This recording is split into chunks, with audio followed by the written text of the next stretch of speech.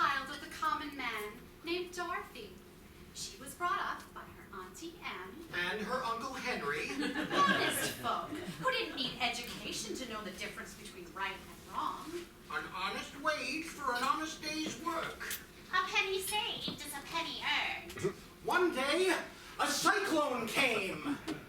Because the people had had enough of being exploited.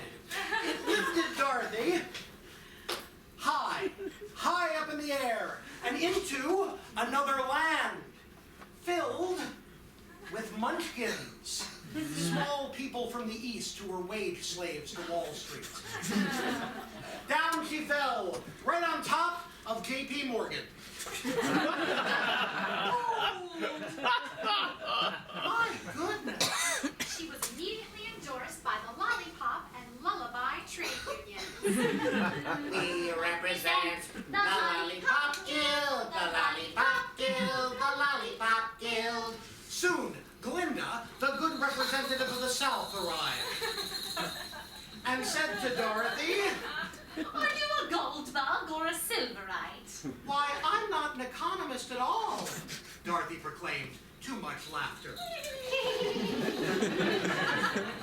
And speaking of gold, there, in front of Dorothy, was the yellow brick road, the sacred gold standard itself.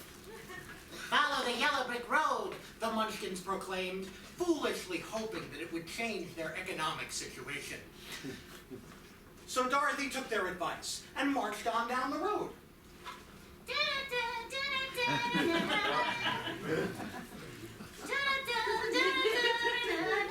Where she met a farmer called Scarecrow, an industrial worker known as the Tin Man, and of course, the great William Jennings Bryan himself, known to some as the Cowardly Lion. Aw, shucks! The lion explained to everyone, Thou shalt not press down upon the brow of labor this crown of thorns. Thou shalt not crucify common man upon a cross of gold. by which he meant it was time to consider the silver standard. For when he heard of the suffering of the people, he began to cry.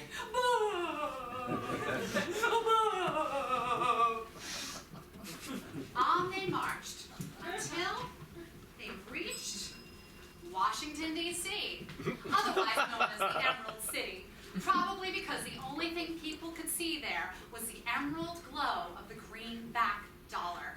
There, they met the wizard, the political charlatan who ran the whole joint.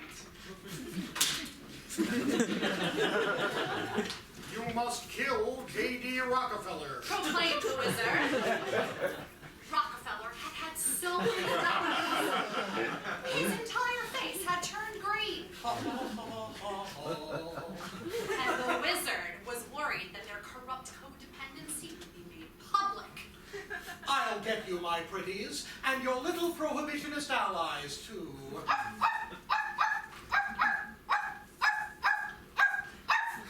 Vote dry! On they marched out west to Cleveland, where Rockefeller ruled over the Winkies, the native people of the West, who were also being oppressed by the oligarchy.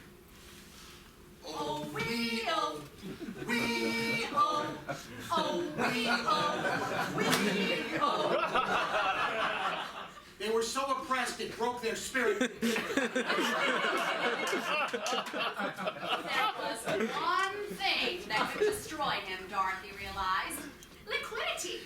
Gathered up a bucket full of common sense and dumped it on him. Immediately, he realized bimetallism was the only solution to the country's woes. Soon, his powers began to melt away. I'm melting. No, my beautiful wealthiness. What a world. So Dorothy marched back to the Emerald City, where she dumped some more of that common sense on the wizard, who was exposed as a fraud. Pay no attention to that man. Now, since this is a fairy tale, let us say that the Cowardly Lion took power. Ain't it the truth?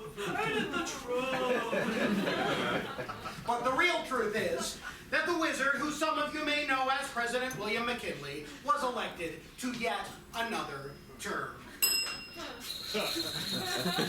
But the Silverite cause is not yet dead, as Glinda said to Dorothy.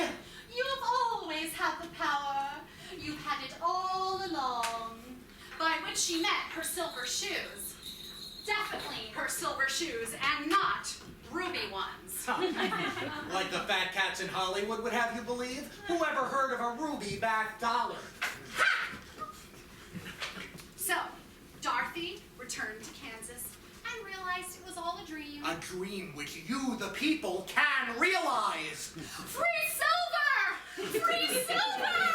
My mentalism will release you from your cross of gold! The parable you just saw in no way reflects the real views of L. Frank Baum, the author of The Wizard of Oz. Much of the material is anachronistic, and Baum himself was probably a Silverite. However, it is popularly believed to be true, and the will of the people is triumphant.